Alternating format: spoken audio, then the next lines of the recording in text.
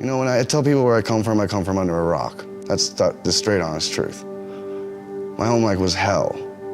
Marine Corps, I fit just in. I fit in perfectly, because I know what hell is.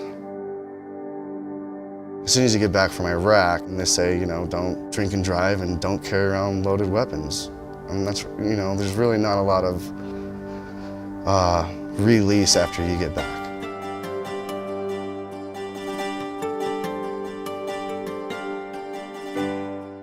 My father was a veteran in Vietnam, and I got to see my grandfather drink himself to death.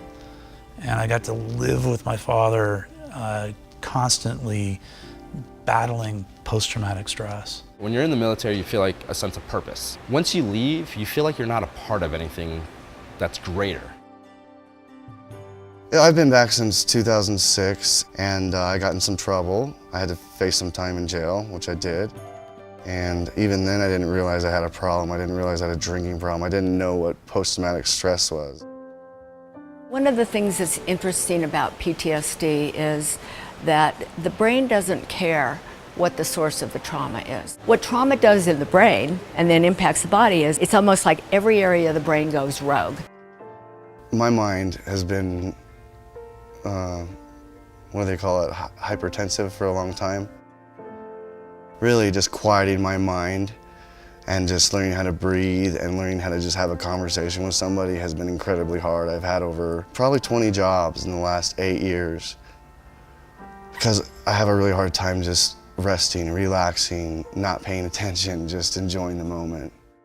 Trauma, while it's certainly stored in the brain, it actually lives in the body. It cuts us off from our sense of ourselves. So we have physical symptoms, we have anxiety, we feel depression, we feel pain. The brain stores those trauma memories in a very different way than it stores regular memories. It won't let them process, it doesn't timestamp them, and it doesn't matter if the event happened 5 years ago or 50 years ago, the brain continues to hold them as though they're present time.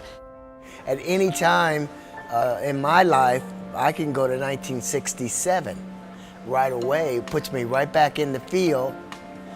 I can't even tell you what I ate for breakfast. All the talk therapy in the world isn't going to do us any good, and then what that sets people up for is wondering what's wrong with them, feeling broken, feeling defective, feeling like this is so bad that they're never going to get better, and it drives the suicide rate really high because of the feelings of hopelessness that kick in.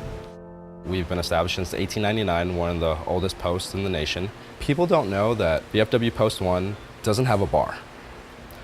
When we talk about wellness for veterans, we've implemented a few programs at Post 1. We're trying to change the perception of what VFW Post 1 is. Healing Warriors program offers non-narcotic care therapies for our service members, for their spouses, their partners, and their parents. We're providing acupuncture, cranial sacral therapy, and healing touch therapy. All of these therapies have been demonstrated to be very effective with pain management issues in a non-narcotic fashion. We offer yoga 2 nights a week here at the VFW, and we've had wonderful turnout. I started coming to yoga here Tuesday and Thursday nights.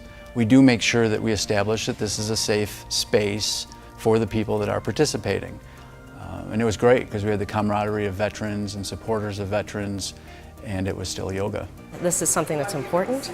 I feel that this is a group that deserves the care that has been underserved. With everything we've learned, the new alternative forms of treatment really address what's going on in the body and help us reconnect and feel whole again. PTSD controls a lot of my life, and this gives me the mental relaxation to get away from that. What I like about it is the peace I get from it. It's a great way to focus on how you can heal yourself, how the mind is so powerful that we can come back.